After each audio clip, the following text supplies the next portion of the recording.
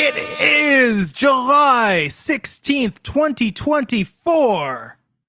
Welcome to the Wrestling Inc. podcast. And in 2 days, Flobo, I will have been hosting this podcast for 8 years. Eight full years? 8 years. July 18th, 2024 was my first, or 2016 was my first day hosting. So we're getting there, man. Time has been flying by. I think Wrestling Inc. should build you a statue. Well, you know. I got 5 on it. Something. 8 years. Plaque. Can't believe it. Yeah. But it's NXT tonight. NXT, Talking about NXT, the white and gold 2.5. Tis what it is. So much has happened. I missed Heat Wave and I missed last week, and I felt like I was tuning in. This was like back in the day when you'd miss a week of 90210 and just be like, what is going on? So much has happened. Are they still going to the Peach Pit?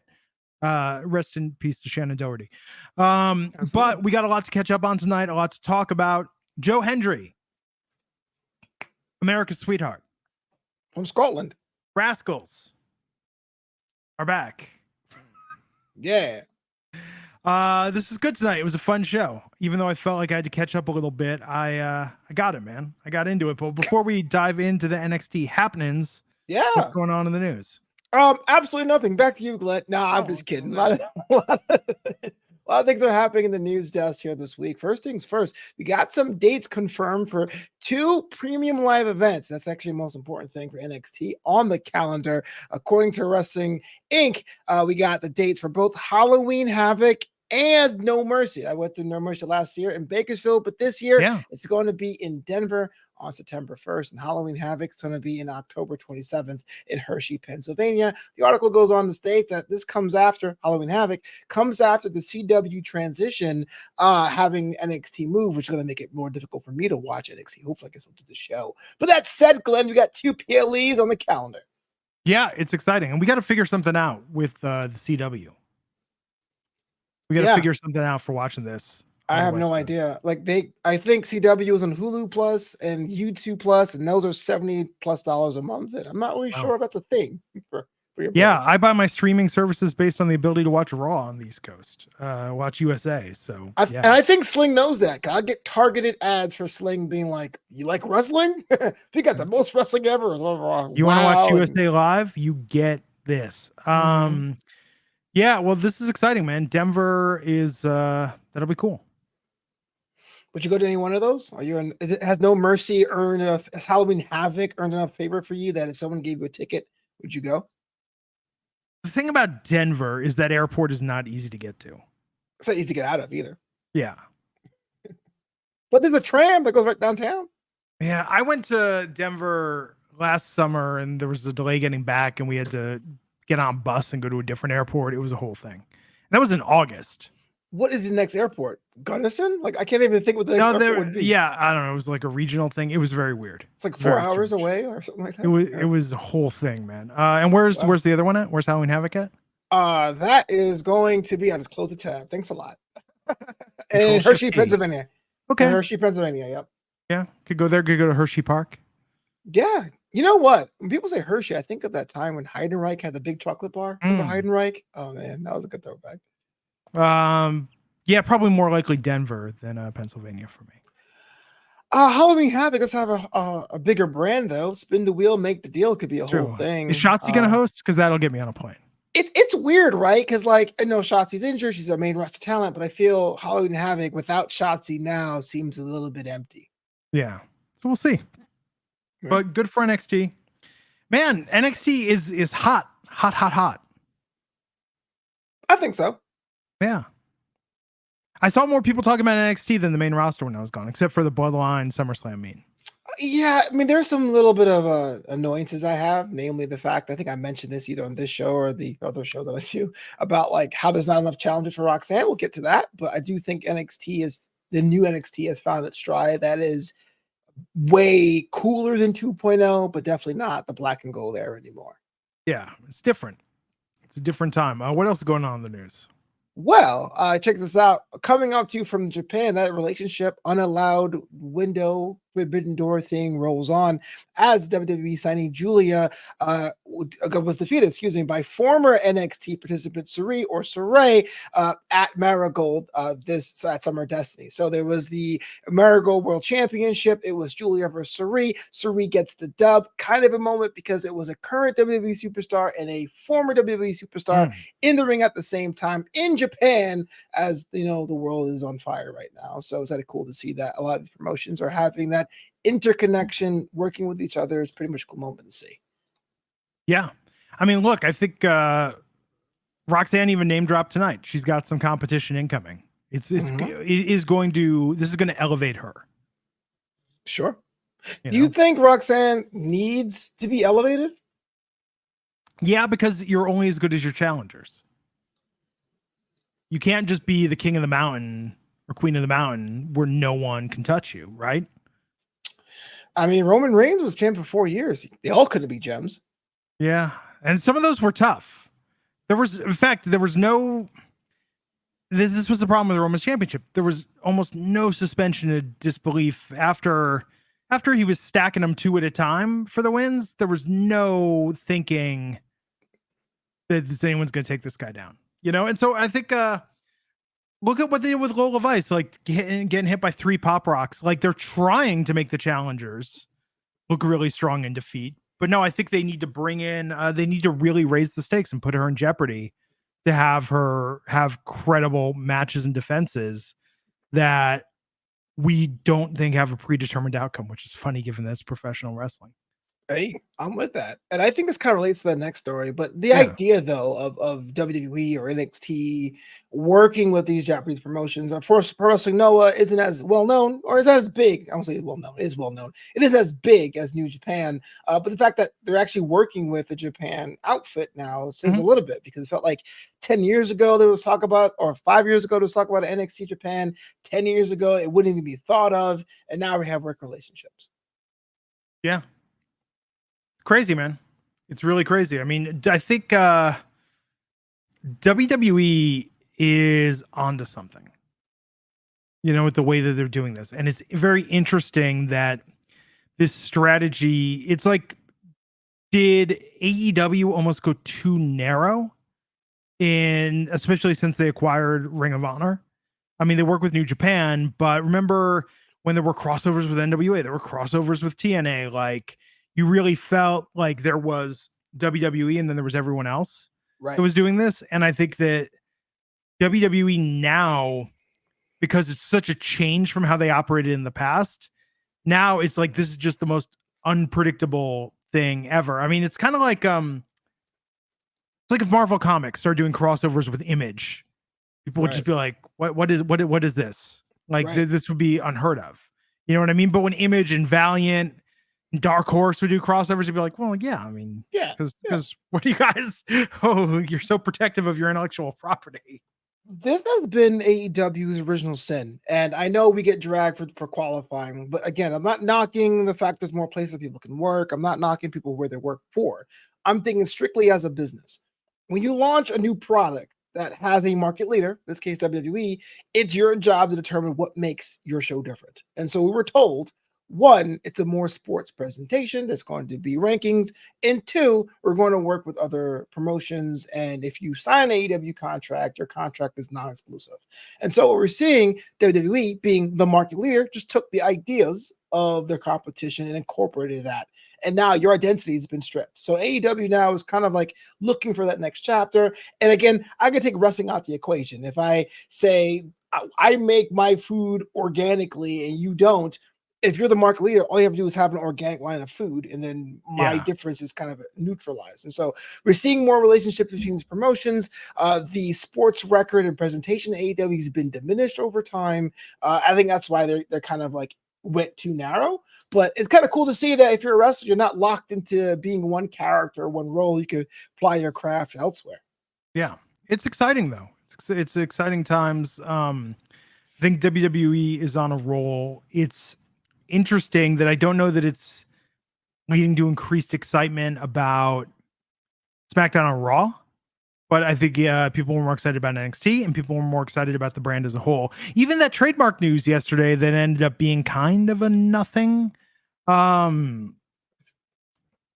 people are popping for this. People like that it's truly a new era, you know? Yeah, why not? Everything you thought wrestling wasn't. And that's kind of cool and exciting because I think we just hate predictability. And it's only so many times you could bring a Zamboni into a stadium. But if someone's able to be a character and have that specific character appear in elsewhere or at F1 races or like, you know what I mean? Or bringing their brand elsewhere, it's pretty cool.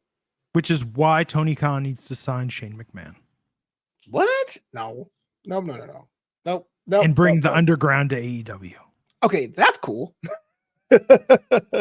And still call it Raw Underground. Oh, that's not cool. You had me. But unpredictability is what sells now. No disrespect to Eric Bischoff, but it's not controversy anymore. I think it's the unexpected. The unexpected is what gets people talking, what lures in eyes. And so Tony Khan should say that when you leave AEW, not only do you get to keep your name, you get to take my name as well. that would not work. Yeah, 100 Glens out there in the street. You know. Oh, they just Khan, Brian Danielson Khan. You know? I love it. You just become a cousin for no reason. Yeah, the Khan Empire, the Wrath of Khan, if you will. Hate it. Any other news? Also in the Forbidden Door world, we got news that 2 NXT talents, that's Tavion Heights and Josh Briggs, will be entering the N1 Victory Tournament over at Pro Wrestling Noah. I was not familiar with this tournament myself, so bear with me, but it seems to be analogous to the G1 Climax, where it's kind of like a round robin style tournament in there with 2 pots. So I guess recently more Continental Classic if you're an AEW person. But the fact that NXT talents and Tavion Heights and Josh Briggs are heading over to New Japan to participate in this signature event over the summer says a lot about the working relationship, much like the Sareee Giulia matchup in our earlier news segment. And NXT has an abundance, and I do not mean this as an insult. NXT has an abundance of mid-card talent with a lot of potential. They need a broader canvas to figure out who's going to rise to the top. This is why, I've been saying it. You tell me NXT is going to go the CW, but then make Level Up like a more real hour-long show on the network.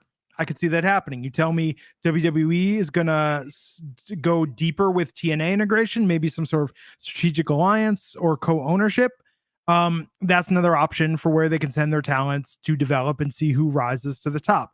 When they go to the CW, they need, honestly, they need Trick, they need Roxanne, but you know what? It wouldn't hurt to have Joe Hendry. It wouldn't hurt to have Jordan Grace. Like, the CW NXT needs to be a success. So I agree with you. And I feel like had this been the CW under the Pedowitz regime, you would say, okay, you need these like hot, attractive young characters, right? Like a Kalani Jordan or whatever. But with them leaning more towards sports with like the Live Golf tournament and NWA and all those other things, I think as long as the presentation itself is kind of unique to CW, you can get away with that. But that said, Joe Hendry raises tides for everyone because Joe hasn't been on broadcast TV ever, I believe, in his career. So you don't do this. You do not give this sort of TV time and this sort of push if there's nothing in it for you. So either we learn Jordan's contract is up in like 6 months. I don't know how long Joe's got with TNA, but either they are signing them or they have a strategic relationship that's going to allow them to do an acqui-hire and bring them over and get, look, this is also the best that's happened to TNA. TNA is selling out pay-per-views. When's the last time that happened? I think that is the rub, right? People are like, what's in it for TNA? The gate. That's pretty much. Yeah. Yeah. So I'm telling you, this is a very exciting time, strangely, for everything that's not Raw or SmackDown. But those are going to heat up when SmackDown moves back to USA and Raw moves to Netflix. You got New Bloodline and White Six. The long-term White Six is hotter than the New Bloodline. Also, Jacob Fatu. Agreed, but those are the top stories in each show. I'm not trying to say one's over the other. Yeah. Unless you're going to draft a White Six. SmackDown selects. Yeah. Roman will be back soon. Maybe. We'll see what happens. It's an exciting time. Hey, shout outs to the chat tonight. We got some long timers in here. We got Ricky Sinclair. We got Jax Allens, Alicia A. Wrench Crew. Ebony Washington, John C, T Ebony. Smitty 3000, D Smitty. Walker, D Walker. Brianne. Yeah, don't forget about Nelly Killer of Belly. Demons. Yeah, man, this is good. I miss y'all. I was gone. I was in Hawaii for a week. Hawaii without Oahu. me, sir. I know. So here's what I learned. If Not you're staying at a me. hotel, where they shot a movie, be sure every time you call there ahead when you book your reservation and when you're confirming your room, be sure to mention that's your favorite movie. Oh, wow. We stayed in the exact same room that Sarah Marshall and Aldous Snow stayed in Forgetting Sarah Marshall. Whoa. So Yeah. What happened when you got in the room? They've renovated it since. But Yeah, great view though at Turtle Bay. Lovely resort. Had a great North Shore? time there. North Shore, yeah. Mm-hmm. Which is, man, that drive feels forever. It does. I stayed in Waikiki, but we did a North Shore drive in May, and I was like, it was great when I got there, but I was like, oh, for this small line on the map, it's pretty huge. We went to Kualoa Ranch where they shot Jurassic Park, did a tour there. Oh, I didn't know. Had to explain to our tour guide, Nui, a great guy. But he was like, oh, wrestling. He was like, yeah, wrestling's really big here in Hawaii. Like, let me tell you what's going on with the bloodline. Yeah. Was he all about legit? He was like just trying to be nice. No. He was trying to be nice, but then he knew The Rock, but he didn't know Roman, Jay, Jimmy, Solo. I mean, all of it. So it was interesting. He knew The Rock's mom, like not personally, but he knew of her. Oh, okay. I'm gonna say, dang. Yeah. You're in luck, right? But it was cool. It was cool, man. It was a good trip. It was relaxing. And the great thing about going to Hawaii is you really don't have to do anything. You can just hang out because you're in Hawaii. True. I will say this, not the point, not to belabor the point. It's always weird when you meet someone for the first time and you learn to like wrestling. And you're like, how nerdy should I go in? Will it be too hard? And they'll talk about like, the LWO or like the dicks from SmackDown, or do it to say Hogan and Savage? Like, how do I press the pedal and clutch there? It was, it's always a balance, but it was good. It was a good tour. Highly recommend Kualoa Ranch. Really. And you know what's weird about it too? They have like specific Jurassic Park tours. We just took the more general one. We saw some Jurassic Park locations, but honestly, like it was just beautiful to see all that untouched land, like in paradise. Wow. And you went for a week? We were there for a week, yeah. Man. All right. Well, thanks for not inviting me, jerk. Good. It was good. Flight got delayed on the way back though. So we were at Honolulu airport for 3 hours. Just waiting there. Yeah. It's not really the best airport, to be honest with you. It is, and you know what's funny is they normally don't have flights that late at night, so everything was shut down. Yes. So everyone was there, was just everyone on that flight. Dude, I swear the Honolulu airport's kind of like, oh man, 6:30, let's get out of here. Yeah. Like, dude, hello? we never adjusted. We never adjusted to Hawaii time. So every night we went to bed at 8 o'clock and we woke up at 6 every morning. Wow. Oh, there you go. Fighting crime like Batman. Yeah, it was crazy. Anyhow, let's talk about NXT. I'll talk about Hawaii. No, that's cool. All week. Man. Oh, baby ice. I should have gotten Hawaiian pizza in Hawaii. I think it's called pizza there. I don't know. I had pizza. We went to Monkey Pod in Koalina, and I had a good like mushroom pizza, but it was nothing. Mushroom's elite. That's elite topping. Yeah. I'll say this. For vegan food, Hawaii was very back to basics for me. For vegan food. Well, you ate grass? Like, what do you mean back to just like vegetables, not yeah. Okay, let's. What just happened? I don't know. Vegetables. So back to you, Flobo. Okay, fine. I will talk about NXT then. First matchup was Gals versus Rascals. Yeah, Rascals. So I saw those clips last week. Cool that the gang's back together. I can't tell if that's sarcasm or not. No, it's cool. Dude, people popped for it. Yeah, people did, but I couldn't tell if you liked it. You're like, no, cool, because it was impressive that they brought back. They brought back Nash Carter. Yeah, but he's Zach Wentz, which is like, forget long-term NXT fans. He's TNA now. Yeah, it was pretty cool. I also like the fact that last week they took the time to do backstage and be like, What is it? 3 of us were the Rascals, but it was 2 of us for MSK. Like that was definitely legal says to say this out loud on camera. Well, and the crazy thing is, so you talk about the additional benefits for TNA and talent. They're showing up and they're wearing that Rascals gear. That's all over there. Like when you go to buy that merch, you're not going to NXT shop. You're going to TNA shop. Sure. Yeah, I hear that. It makes sense. Yeah, it's good for them. Yeah, it still should be like a revenue share thing. Cause like I'm incredibly lazy and I have an account with WWE Shop. I would hate to do a whole new account. I'm at the age now, I'm out of accounts and passwords. I'm sorry. Yeah, you're like, I got a WWE shop account. I got a pro wrestling tee shop account. I'm maxed out, bro. Glenn, if you knew how many storefronts are like, I can't log in with Facebook, I'm out. Like I got things to do, man. I got time for making passwords. I'm sorry. Yeah, that's super strange. Thanks. Wow. Get a password manager for the love of God. I just want to create new ones all the time. I don't want to use theirs. They make it so easy. They're like, do you want us to generate a password for you? We'll save it for you automatically. Yeah, but it's like 35 characters, like dollar signs and stuff. Like you can adjust it. You can make like it like hacker code, man. Off my lawn, Glenn. Yeah, I mean, come on. Everyone, it's 2024. Use a password manager. Fair enough. I recommend Bitwarden to myself. There you go. So Rascals versus Gallus, man. How screwed is Gallus? Like Gallus never really Gallus has failed to connect.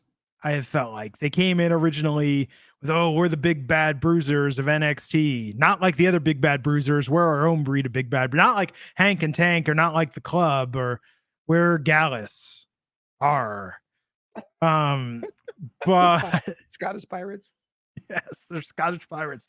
No, it's fine, but what I'm saying is like when I make light of it, but I'm saying where they were kind of scrutinized, they're put up against like Rascals getting. I mean, the Performance Center, or pardon me, the Capitol Wrestling Center acted like Rascals were the biggest baby faces ever.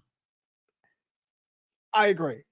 Yeah. And I think that they have to go on the road for things like that. And you'll see like there's certain meme worthy chants they have for like Dante Chen and Joe Hendry. Like this is why NXT should go on the road. But that said, you didn't think the Rascals were going to be losing tonight. I like Gallus, and UK Gallus was OP, but they really had a win-loss record that was pretty unfavorable for the past like 2 years. They're now level character. They're level 1 bosses now. Yeah. That's it. Wait, like Glass Joe? Pretty much, yeah. I mean, in NXT, you can say they were kind of like this trio that's from Glasgow, and they have this like street grit about them because NXT UK had this European grit about it. But moving over to NXT, they were in a bar one time, they drank one time, and they just be like, we're Gals Boys on top. So they really are your level 1 bosses, you know, the guys you beat when you show up. Yeah. This was a really fun match, though, and I gotta admit, it was great seeing the MSK Rascals reunion. Like Wesley seemed so energized by this. Are you mad that Wesley's out of the NA title hunt? No, because what were you gonna do? I still don't know what they're gonna do with Wesley. In fact, Rascals should probably challenge for the tag titles. I agree. That's probably the best move. Or MSK. What about the other Rascal? Trey Miguel? Yeah, the fourth Rascal. Oh, I don't know where that dude is. Yeah. We're going deep tonight on the Rascals Wikipedia page. And what about the Canadian hip-hop group Rascals that spells it the same way and did that song with Bret Hart and has Northern Touch? That's a Canadian hip-hop anthem. Where are they getting paid in this name licensing thing? I literally saw that video last week of all things. Northern Touch? Yeah, the one Bret Hart did? Oh, no, that's Sharpshooter. Sharpshooter. Oh, there you go. Which is good. Wait, have you seen the Northern Touch video? No, I haven't. Northern Touch is legit because it's Rascals with like Chaclair and Thrust, and it is one of the best posse tracks in late 90s hip hop. Mm-hmm. I would put it up there with it is like a Canadian version of Scenario. Okay, yeah. Yes. But more polite.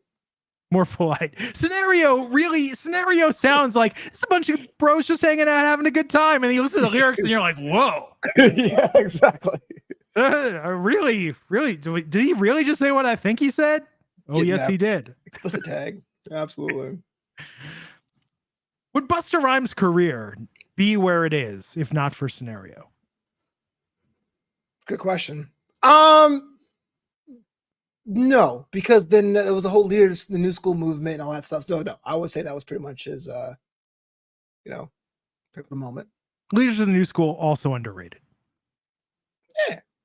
Yeah, that PTA song, that's pretty dope. Absolutely. Anyhow, so we saw Ethan Page and Oro Mensah walking out of Ava's office. When I was gone, did they make it clear what's going on with Stevie Turner and Mr. Stone? No, it's implied they are both fighting each other to get into the good graces as the assistant GM, but that is not an official title or anything like that. Just two people with nothing to do, so they now are doing things competitively. Oh, were they on tonight? Did I miss them? I did not see them tonight. Hey, chat, did you see Ava? Did you see Stevie Turner in the background? Did you see Mr. Stone and catering? Let us know. Yeah, because that's weird, because on social media, that's all they're posting about. It makes sense. I mean, Mr. Stone's a manager at a client, and Stevie Turner is somebody we were literally asking for years. And so got to be on TV. I'll take it for now. Yeah. We heard from Roxanne Perez, who I thought was delightful tonight. I'm glad you think so. You didn't dig this? I think she's got a swagger about her now. I don't believe it. That is, I don't know how long this Cora Jade impression is going to go on for. Ooh, damn. But this promo to me just sounds like I'm being evil. Where's my flowers? It's like, oh my gosh. If you were ironic face like Seth Rollins, great. But I don't hate you anymore by you saying that. You had a match, you won. You laughing at it and saying I'm the best, does that make you a heel at all? So I don't know. Maybe I'm being too harsh on Roxanne, but I didn't feel it. I felt it when Thea Hale came out and she was like, look, you underestimating me. You know how it is to be underestimated. How dare you? That makes sense from Thea Hale's character, but Roxanne just saying, where's my flowers? Is kind of weird. Yeah, I liked it. I liked her making the comparison to Charlotte. Thought that was nice. I look forward to that match one day. That'll be good. Interrupted by Thea Hale. I like that Thea's getting a title shot. Yeah, she deserves it. You talk about character work in the women's division. There's a lot of people now that are kind of new and they're kind of just like, I'm the best. But Thea Hale has been, even before Ariana Grace, like the character performer on that brand for so long. And she deserves her time. And I guess we got some Australian BG fans in the crowd here in the chat here. But more importantly, Thea Hale had a chance to show out today. So it's pretty cool. What casino are the Australian BGs playing? BGs playing. So they used to be Excalibur. That's right. That's when I saw them. But yesterday, I was trying to explain that there are the group, the Australian BGs. Yeah. They're thinking I was saying the BGs were Australian, which is true. No. But the BGs are Australian. But the cover band is called Like I know the difference. So I was getting dragged like, oh yeah, the American Limp Bizkit, the Canadian lady. Oh, I was thinking about ABBA. I was like, aren't they Swedish? No, yeah, it's ABBA. But yeah, the cover band was called the Australian BGs. Or is called. BGs. Yeah. Because now the Thunder from Down Under, also Australia, they're Excalibur. Mm-hmm. The Spice Girls tribute, Wannabe, the Excalibur. Delightful show. Highly recommend it. Mm. Some might argue they're actually better singers than the actual Spice Girls. I mean, you don't go to Spice Girls for their singing, really. Yes. It's interesting. Okay, so for Thea Hale, her career, which is weird to be saying about somebody who is barely, I don't think she can legally drink yet. Thea Hale needs the North American Women's Championship. Without knowing what the North American title plan is, I agree. Right? Because I'm assuming it's going to be like the men's North American title where it's kind of like the character belt and the ones that make you go, wow. So yes, I agree with that. But at the same time, Kalani Jordan is so new. I feel like she needs a title now, because not to say I didn't think she can go. That wasn't the issue. I never thought of her as legitimate champion contender or caliber. So she has to have that a title belt for at least 2, 3, 4 months, so we visually associate her with that. I mean, I think Oba is more secure with his title for the foreseeable future than Ethan Page is. Oh, that is a hot take. After tonight, I disagree. If you would have told me that an hour ago, I would say, oh yeah. But after tonight, I disagree. I think Ethan Page is someone you need to right the ship with a long-term championship reign. Interesting. If he's down to play ball. I'm not sure how long his contract is or anything. Okay. Well, hey, so yeah, Roxanne and Thea got into it. Ridge Holland pulled Thea off of her. Good promo segment, but I don't know. I want Thea to be champ. I just don't. The way they have booked her does not suggest she's going to win. Maybe it'll be a huge upset. Maybe. And I hate this, Flobo. Maybe they put it on Thea as a transition now that we got 2 contenders coming in and Roxanne. And then we've got like, who knows what's going to happen. Transitional champions are always bad, right? Who you want to sacrifice. And it shouldn't be Thea. Thea deserves something. She has been one of the main characters of NXT for almost 2 years now. I would argue she's single-handedly keeping Chase U afloat, right? Because the character of Andre Chase is so one-dimensional, it could be lame, but then you have someone who believes in Andre Chase, so we believe in her. She's the glue. So the moment she walks away from Chase U, it collapses. I think that's what happened last year, and they were like, oh, wait, this doesn't work without her. So that alone tells you she deserves something. I'm just not sure if it's a call-up, a championship opportunity, or a stable, or whatever. I don't see the main roster going well for her at this stage. Fair enough. I just don't know what they do. Yeah, I agree with you. Yeah. But I don't disagree. I think if they did it, I'd be like, wow, spirited option. But I don't necessarily disagree. I think it's gonna be like a weird mix of Bailey 1.0 and Nikki ASH, and it's gonna be strange, so I'm kind of here for it, but I don't think it's gonna go well right now. Yeah, especially got Tegan Knox and not Kayla Inlay, Kiana James just hanging out and catering. Yeah, baby, I sang Roxanne name dropping both Giulia and Stephanie. She's losing the title. One of them, I don't know. I mean, we'll see. Hey, Brooks Jensen was having a bad hair day, but he made it on TV with Josh Briggs versus Javon Evans. Everything works out then if you got bad hair day. Yeah. He normally has bad hair, but as we learned tonight, that was a good hair day before. Well, he was not as bouncy as Javon, that's for sure. Yeah, it didn't really go well for him. Javon won. What makes this? Are you on board with the whole Brooks Jensen unhinged thing? Seems very nega Joe Gacy, you know? It's no, because Joe Gacy was Joe Gacy originally was like, oh, this is like hot button and maybe a little offensive and weird, and but it was very watchable because of that. And there was an air of unpredictability when he was talking about making the cruiserweight title body inclusive. It was like, okay, I'm here for this. That's early Joe Gacy. Yeah, early Joe Gacy. And then they toned it down because they were getting all this coverage. And they didn't like the coverage they were getting because of it. And then he did that weird Dallas promo. Still one of the craziest promos when you think about it. But no, I think Schism didn't really work, or did it now that Dave is in charge? We still don't know. Ooh, that'd be kind of cool. Long-term storytelling.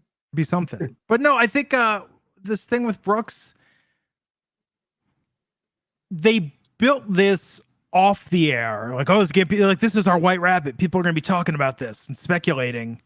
But I didn't see anybody really speculating about it, except for the one thing that his partner posted, if a fiance, wife, or girlfriend, where they were like, oh, that's too far for her to be posting. She's worried about his well-being.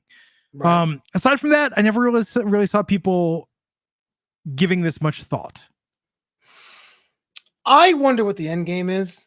It reminds me of Ridge Holland right before he quit, right? When he was just unhinged and attacking people backstage, and Ava's like, you're a loose cannon, what's going on? So you have that start, you have the sit down, and you say, look, we're giving you a chance because some people went out, suck your neck out for you. Briggs goes, it was me, Austin. But now Brooks is still as unhinged as he always was. And it's like, well, do I root for this guy? I'm still confused about Ridge Holland. I root for him too. Okay, I'm not rooting for him. All right, Javon Evans, he gets his win. Now he has a match next week. And it's like, well, who would I want that to win that match? Well, I mean, we learned tonight after we went off the air, or as we went off the air, that Brooks versus Briggs in no DQ, no holds barred, no DQ match. So there you go. If you didn't love their one-on-one before, we've now just taken the long way around the island to get right back to where it was before. Right. Yeah. I'm with you. Okay, it makes sense. I'm not going to like, oh, this is so dumb. Sure. It's like, you haven't given me a reason why I want Brooks Jensen to win. If Brooks Jensen beats Josh Briggs, what does that mean? That he's okay with beating up people backstage? If Josh Briggs wins, he's not getting ahead anyway because he's a guy that just lost to Javon Evans. So it's like, it's a lose-lose for everybody, but the fans will always win. Yeah. It's strange, man. It's very strange. This has been a lot of storytelling effort to not tell a very good story. Like the Shaman. Remember him? Excuse me? The Shaman? Oh, with MSK. Mm-hmm. I was thinking about that earlier tonight. That was, I mean, wasn't one of them secretly injured or something, which is why we got 6 weeks of vignettes? Yeah, I think there was supposed to be Jeff Hardy. And then Jeff Hardy did not work because he was on the main roster finishing up his run. Wink, wink, nudge, nudge. So it became Matt Riddle. And it was like, oh. That was more entertaining, and they got high together. Yeah. Implied. It is weird that MSK, that was such a big part of their gimmick.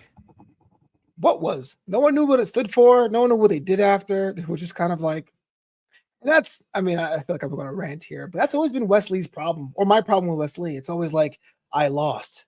I have to go find myself. I'm back, but I lost. I have to go find myself. But I'm back, y'all. But guess what? Here, Wesley sounds like Keanu. Like, that's what it feels like. It's like, all right, yes, you fight really hard. All right, great. How about you start winning stuff? I mean, can you do that for me? I would love to cheer for you, Wes. Help me out. I think he's being held right now because he's a strategic player for the CW move. Fair enough. Ricky Sinclair with the correction. You're right. It was RVD. Yeah. RVD would be the Shaman over Jeff Hardy. Yep. There you go. Couldn't get Tommy Chong. I'd be kind of cool. He floods my Twitter with advertisements for his gummy products, though. It's kind of weird. Well, there you go. Trick Williams was on a video call with Ilya Dragunov. What the heck is going? What'd you think, Glenn? They've done stuff like this before. They've done they did this with Bayley and Sasha. Remember when Bayley and Sasha were on the main roster and they acted like they were best friends? And Sasha would be like, "You took me to my limit, and so I respect you." You know, they've done this before. I understand going back to your greatest rival, and I assume that Trick's greatest rival was Dragunov, right? Because I would have popped if it was Carmelo Hayes, but I understand why it wasn't. Yeah. But I guess to me, a lowly guy who has a Wrestling Inc. podcast, but I'm no smarter than anyone else watching, that 6 weeks ago, I wouldn't even buy the character of Trick Williams calling up Ilya Dragunov. I'm like, yo, Ilya, what do you think, man? These guys, I mean, you're telling me at WrestleMania he's from the streets of Philly. I should root for this guy because he's tough and he fought for everything he got for and took what it was his. Now he's like, oh, please, Torpedo Moscow. What do I do? It just seems kind of weird to me. I don't know. Maybe you're different. I just felt like, dang, Trick, do I still want to invest in his character now? It's the Fast and the Furious theory. They were enemies, now they're family. I understand. Okay, maybe it's a dialogue. Maybe it's the way Trick was like, "Oh, what do you think, Ilya?" And then going, "Hey, Pete Dunne, what do you think?" and getting shut down. And it was like, I don't think Trick would have done that. I think Roxanne Perez. No, I think Thea Hell would have done that. I think Kalani Jordan would have done that. I just don't think Trick Willie would go to Ilya Dragunov, the guy that was in the involvement when he split from his best friend, and be like, "Hey, what do you think?" Hey, if Dominic Toretto can swallow his pride. Oh yeah. You should call Dominic Toretto. This would be amazing.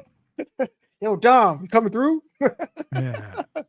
And it's the weird 3D really strange animation of Dominic Toretto from the Fast and the Furious Netflix animated series. Hey, Spy Racers is a good show, okay? The first 3 seasons were CG, that 3D model of Dominic Toretto is like, what is this based on? Hey, man, they did the whole show and they wanted a cameo and they had no budget left. That's what happened. Yeah, apparently. Yeah, Nelly Belly had it right. If you were to call Carmelo, it would have been weird, but I would understand. Yeah, that was too weird. And that's on the back burner. That's still simmering. Oh, come on. But Dragunov was not the move. Dragunov and Pete Dunne was not the move for Trick Williams to call. So what'd you think of Ethan Page versus Dante Chen for the NXT Championship? So I love everything about this. Dante Chen is basically the level up champion. He was picked at random. The CWC loves him. I think it gets me hyped, even though I think his bear thing is kind of cheesy. It still works. And Ethan Page, I think, needs to be a long-term champion, and that's how it starts here. Taking out some of the fan favorites one by one in these frustrating kind of victories is how you build hatred for a guy who's all ego. Yeah. I think he did a good job tonight. Although, man, Joe Hendry was on commentary for that first match, and he didn't even have to be on the rest of the show, and he just keeps getting talked about. Is that good or bad? I think it's really weird for NXT to be showcasing a talent they don't like that much. Like Jordan Grace didn't get this much airtime. Yeah, I hear you. Yeah. Just strange. That's all. Yeah. You're right, Glenn. Joe Hendry could be beating Ethan Page for that championship. I think they're going to do that. I think that's the match is setting up. They're just taking their time. As far as Joe Hendry being overexposed, really good point, very astute point, but he's kind of a meme. And so that's an easier thing to fold into a show than, like, say, if Obafemi was an Impact superstar, having him beating up people. Joe Hendry has the most 2015 NXT gimmick in 2024. Believe. Yes. He's like Believe and Blue Pants and Adam Rose. Oh, Blue Pants! And Enzo on his Rascal all rolled into one. Oh my God, I forgot about Blue Pants. Yeah. The Elite Twins, what's it called? But good for Joe. I mean, he's making the most of this. Yeah. And the people love him. So you're a hater, sounds like. No, I'm not. I'm observing. I'm a wrestling observer. Okay. That's already taken. I don't have a newsletter. I'm a wrestling observer without a newsletter. I'm a wrestling observer without a newsletter. I am Wrestling Inc., though. And I'm just observing. It seems like you're not impressed, though. You believe in Joe Hendry, but you're not impressed. I admire the ability to memify oneself this much. Okay. No, I'm impressed with what he has done. Right. It's just, again, it's strange that WWE, owned by TKO, who puts on NXT, is taking this meme and not like, oh, 1 week, haha, we got in on this, but is now making this a centerpiece of NXT. Yeah. Like, I hope they've got some options. I'm gonna tell you why. I would assume you have all the TNA talent or Impact talent, or TNA talent, excuse me. None of them in the NXT fan base are very well known. They're well known in TNA, but not there. So how do you make someone seem more important than the other? Jordan Grace sells herself. She's built like the way she's built. No one can match that. When you have someone who can come out, cut a promo, and stretch their thing and actually have a long-term storyline, basically what WWE is doing is milking all that meme under their house for the views and like, and when it's done, discard. So that's kind of what's happening, but not in a bad way. I say enjoy the ride. Yeah, I'm not being critical of this. I'm saying that, again, as a wrestling observer without a newsletter, I am just a little in awe of how much WWE is in on this phenomenon. That's all. I will subscribe to your newsletter. Yes. I think that when the first thing happened where it's the most viewed clip of WWE in 2024, it was a little bit like Tom Green going to #1 on TRL. Oh yeah, that's a very deep cut. And that's not pejorative because Lonely Swedish, kind of a banger. There you go. Yeah. 5 mics from Glenn. Yes.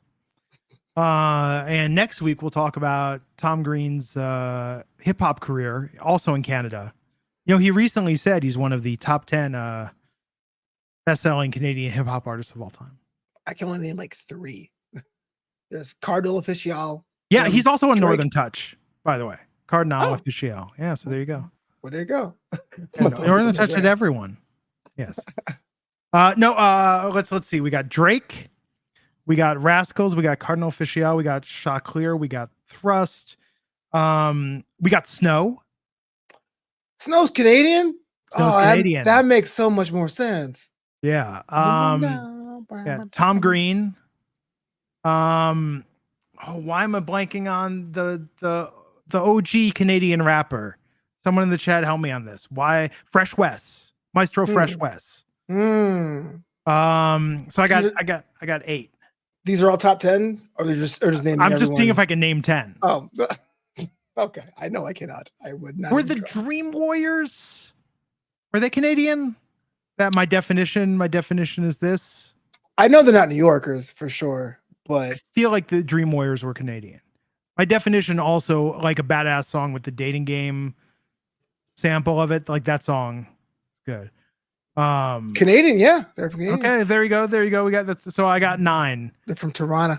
Who was the group that had that song "Hug Life"? Because that was also pretty dope.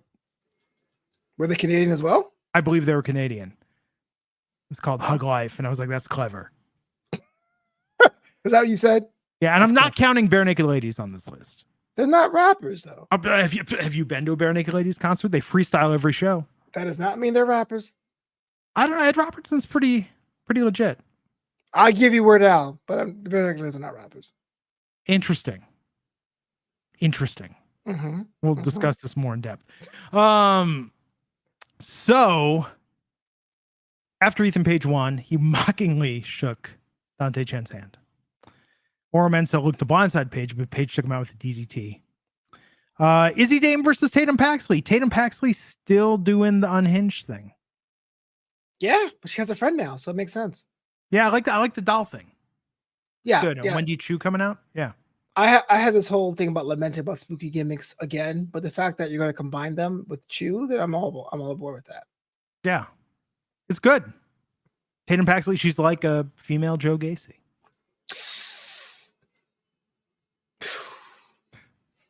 I like that they're keeping this going. She was off the air for a while. She wasn't on TV as much since Lyra Valkyria got called up. So this is good. They're keeping it going. She's very established in NXT. I think she's doing a great job. Yeah, I like the little mini gimmick she had, trying to be like a female Ciampa, right? Just looking for any kind of gold, going TNA, fighting Jordan Grace. But if you're going to put in the tag team division, putting her at Wendy Chu, someone who's also spooky but also missing something, may make sense. Yeah. And yeah, they're pairing together, as Alicia's pointing out. It's going to be great. Alicia, Wrench Crew. So Lola Vice versus JC Jane with Jasmine Nix. What'd you think of this match? You just see his bombs and music. Oh, it's fine. Yeah. Look, Lola Vice is someone who's now fully face now, which is something I disagree with, but we're going to get what we're going to get. That women's division, the top women's division is pretty thin. So we're getting that. Her first win in 3 weeks. JC Jane and this group she's in with Jasmine Nix and Fallon Henley is kind of weird. Not weird. I get the idea of taking out the rookies, but no disrespect. But to me, Fallon still feels rookie-ish, and she's the biggest mouthpiece of the 3. Why not JC Jane be that way? Yeah. But the match itself was pretty fun. Lola's a fighter. They say it a bunch of times, and so Ruka and Karen Petrovic are now. Yeah, I like that at the end. Them showing up. Yeah, make the save. Yeah, it's like the North American title picture in a faction. I won't say as it should. I do think, and I complain about this on the show a bunch of times, but I think the North American women's title division just took too many bodies at once. So now. Let's reassign people. And I'm okay if there's tag team action. Yeah. The NXT women should have a tag team championship again. I I disagree. I like the idea of NXT having their own. Shout out to Ricky Sinclair. I like the idea of NXT having their own, but divisions are only good if you have 6 willing to go at one time, and it never seems to be the case. I mean, I think there's so much female talent right now in the roster. Well, now with the doors all open, you might as well have the WWE Women's Championship go to all 3 brands and have that be more regular than establish a second division. So maybe the chat can answer this because it's been bothering me now for multiple hours. Joe Hendry's song. What song does that sound like? It's so similar to another melody, and I can't put my finger on it. Which part? The I Believe in Joe Hendry part. What? It's so close to another song, and I know he's done a lot of song parodies, so I'm pretty sure this was a direct homage to something else. Well, he said on that Chris Van Vliet clip, you see that one?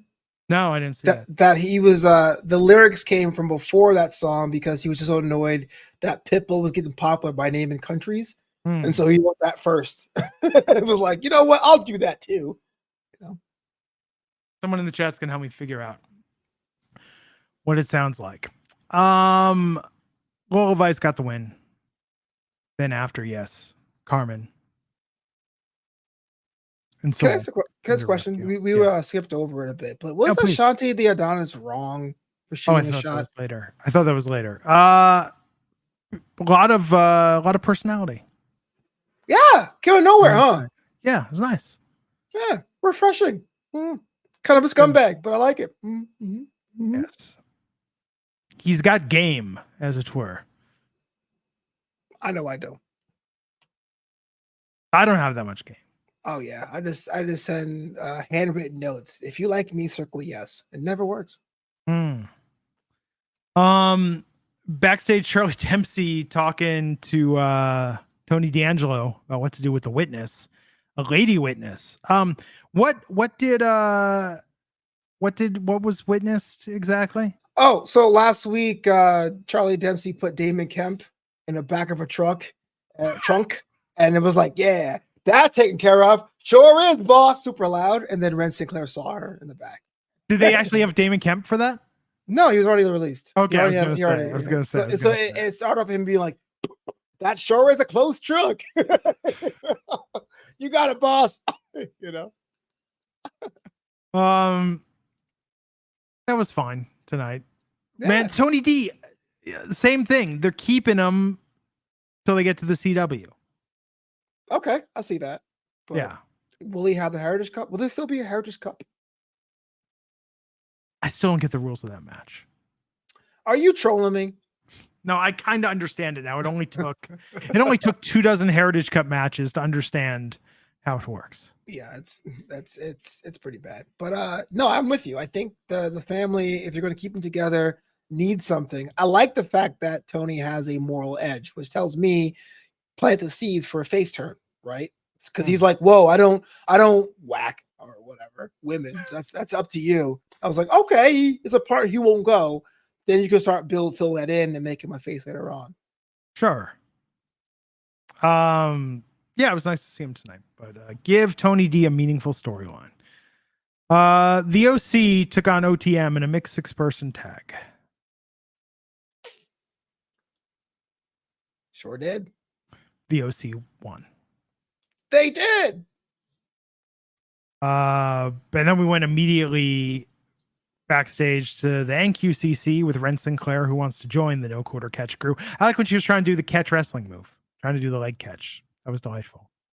Yeah, Ren Sinclair is one of those people that when she got signed, it was like, oh man, what a fantastic pickup. You don't really know what Ren Sinclair is about. And then she kind of sputtered, right? On Level Up a couple weeks, hanging out with Fallon Henley a bit. But this might be actually something good for her, right? Having, 1, a woman in the No Quarter Catch crew, 2, someone to bounce off of, and 3, they avoided the same thing they were doing while having so many energetic women on the team. Yeah, this is like the turnover in an X-Men book. This is like giant size X-Men with the NQCC's turnover in recent weeks. But you know what they should do with Ren Sinclair when she joins is when there's a women's match, that she should be saying, and you don't know which one of us you're going to face. That is pretty funny. Is it going to be me? Is it going to be you? Yeah.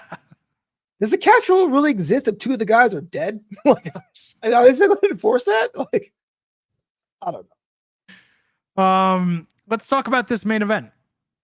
We had Obafemi versus Duke Hudson with Chase U for the North American Championship. Just meat, as Booker says. Booker was he was on some shit tonight. You know, Booker's skill or his like pro thing is that he's the most straight shooter on commentary. Like Wade Barrett will like go heelish, but if Booker doesn't like it, he's like, "What's happening? I don't know." Wow. And I guess he didn't like the fact Duke Hudson was the main event because he was like, "Whatever, this is the guy." It's like, "Dang, chill out." This is the main event. You're at work now. I know. Sometimes he kind of reminds me of like later era JBL with just like not caring very much at all. So weird, man. But yeah, Booker's going through some stuff. I like how when it spilled outside, he grabbed his notebook. Like, I'm getting out of here. It's like, all right. Cool. No, he's entertaining. You know what he's got to bring back though, and he stopped doing it because I tweeted it to point it out, where I said somebody needs to keep a list of everything the Booker tells us we gotta love, and then he stopped doing it the next week. Oh, that was like his thing for years. You made him like conscious. Yeah, he'd be like, Sonic, you gotta love it. I'm like, okay, just write that down, add to the list. But you got meat. I like it. No, but this was a good match. They really tried to make us all believe that Duke Hudson had a chance, but we knew that Obafemi was retaining that title. So allow me to disagree. What? Yeah, you know what? Okay. So the Obafemi retaining on a free show, I get that part. But I would say I'm not sure if Duke Hudson really gave us the best performance in almost 2 years, or Obafemi is not riding the same momentum we were giving him. But it really felt to me, if this match was scored on points, Duke Hudson would have won.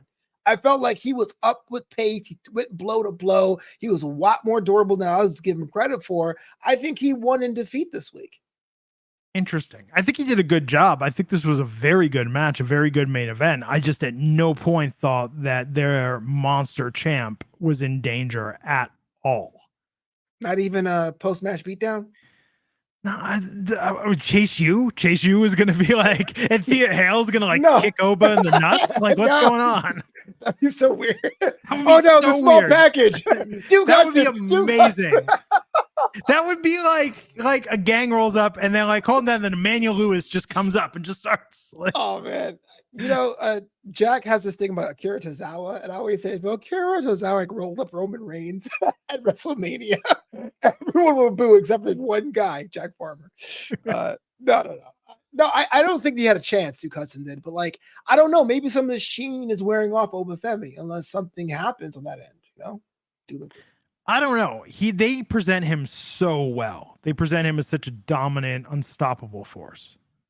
But if that's the case, why it take so long to dispatch Duke is my question. A guy who has lost match over the past 6, 7, 8, 9 months. Because it's still the main event. You gotta. All he asks for questions. You gotta give the people something. Mm-hmm. How often is the main event a pure squash unless something amazing happens afterwards? Well, I didn't think it was going to be a main event match, to be honest with you. I thought the OTM match would have been the main event, but hey, look, OTM's at the main event stage of their career. Of NXT, yes. Okay. Of NXT, yes. I'm not saying main event Mania now. Hey, night 1 OTM. Because the North American Championship makes a lot of sense, but Obafemi is pretty much going to have that championship for the foreseeable future. So we all knew that he was going to retain. So I thought for sure I can't believe Rich Holland, you got me the match led to a squash. Not necessarily person versus person, was the fact that Rich Holland got Duke a match he wasn't prepared for. That caused them to be dispatched pretty quickly. But at the same time, though, Duke did so well, I actually want to see him in the picture again, Duke Hudson is a great wrestler. I think that he's found his groove with Chase U. I still think the poker room thing could have caught on if they just would have kept it going. Agreed. Or had him betting on matches in the Raw Underground. All right. But I think that he's in a difficult situation now. He's a premier supporting character of NXT. And it's a bit of a stretch just to think that he's going to win a championship match. There's nothing about the way they have booked him to suggest they see him at that level. Yeah, he was winning today for sure. But I think it was good. I enjoyed this match. It was a very good main event. I think so as well. The North American title is actually one of my favorites. Yeah. Man, but Oba's something. There's a lot of mileage left in Oba as champ. He needs an opponent quick, much like how Roxanne Perez does, because he's getting in that same situation where you don't believe anyone can take him down. Who would you have? I would, if I had the pen that no one cares, I would have Eddie Thorpe take out Lexus King and then use that to challenge Oba Femi and have Eddie Thorpe win. But yeah, but I understand that has to be over a long period of time because on paper that sounds pretty weak. Hammerstone. Right. What about Warhorse? Yeah. I don't know, man. Like you would have to have. So Eddie Thorpe, Lexus King attacked him at a DJ kick. Yeah, happens all the time for DJs, man. It sucks. I'm not playing Bad Bunny. Don't hit me. Good on them building an angle that way. Oh, Socrates. Socrates is a Canadian rapper. Yeah. Okay. There you go. Sorry about that. We're naming them all. Just hit me. Yeah. We're naming all the Canadian rappers. I can't think of a single other one, but we're going to name them all when we think of them. It'll happen. Yeah. No, look, I think this is a good main event tonight. Although, oh man, I want to point out though, so we got Brooks and Dunn. I'm going back to calling them that now that they're together. Well done. Brooks and Dunn in the parking lot after, and everyone's hanging out in the parking lot. Now that Blair Davenport has been called up to the main roster, they're hosting a block party in the NXT parking lot. It's like Fern Gully out there. Rainbows, trees. It's great. Yeah. It's Fern Gully. It's late. I don't know. It's the last rainforest. Right. It's Fern Gully. Yeah. Was that Don Bluth? It was Don Bluth. Okay. Don Bluth doesn't get enough flowers, as it were. He does from nerds on YouTube, but generally speaking, nah. Dragon's Lair, Space Ace. Fievel Goes West. Yeah, it's true. Land Before Time. Yeah. That franchise is like what, 12 entries now? 13? Yeah, like the longest running ridiculous movie series. Absolutely ridiculous. Anyhow, tune in next week when we run down the filmography of Don Bluth. Canadian rappers. Canadian rappers. We're going to get to them all. And we'll talk about what the Degrassi cast is up to these days. It'll be a good time. Yeah. Good NXT tonight, though. I enjoyed this. I did. The first hour felt like it was a lot quicker than the second, but the second one did deliver with some of his matches. Got the OTM match wrong, but hey, it happens. Club really needed that win. The club needed that win, but I don't if that happened like in the streets, if that happened behind an alleyway, if that happened top floor of a very expensive casino, OTM is winning every time. OTM, I mean, legitimately has street credibility. Yeah. Lucian's a big boy. I know Bronco's taller, but Lucian, he could probably scrape those biceps. You know what would be a better name than OTM? If they call them Street Cred. Oh man, don't do that. Don't do that. Because they've got street cred. You can't say it. You can't say it out loud. It's true. It'd be like if I said my new wrestling name is called Riz. You're like, boo. I will boo that so hard. Do you think the credibility took a little bit of a hit though without Scripps there? No. If anything, Jada Parker makes it more. Scripps was actually the weakest link of all of them. I feel bad for Scripps. You shouldn't. Not the guy who plays Scripps, but Scripps itself. He didn't even get his character murdered the way many other people have when they were written off TV. That is not a noble send-off. It's getting thrown in a trunk. I mean, I kind of prefer it though. I mean, like if you're writing me off TV, give me like an exit. Don't just have it be Poochie died on his way back to his home planet. Okay, you know? What would you recommend? You getting tossed in the trunk? You getting thrown off a bridge? Something. Tony D, when I ultimately leave this pod, I've been doing it 8 years. I don't think I'm leaving anytime soon. But yes, have Tony D write me out of the Wrestling Inc. podcast. I kind of think, when was the last time we've seen people written out? Like That's why it's Muhammad beautiful Hassan? that they do that. It's beautiful they're writing people out. I think of Muhammad Hassan. I'm like, yeah, I went out pretty hard. And Tony G could be like, that podcaster was putting his nose where it didn't belong, looking into my business. You know, that's my Tony D impression. He's an observer. He's a wrestling observer without a newsletter. Oh. Yeah, I know. Why is it Dice Clay? Why is there Tony D Dice Clay? He went to my high school. Bada boom, Dice Man. Dice went there. Where'd you go to high school? James Madison High School in Brooklyn. The same one. Bernie Sanders, Ruth Bader Ginsburg, Judge Judy. And Dice. I'm sure Dice is like. And Dice. And Dice. There you go. It's so weird when you watch him like on Different Strokes, like pre-Dice Man, when he was just doing straight acting. Right.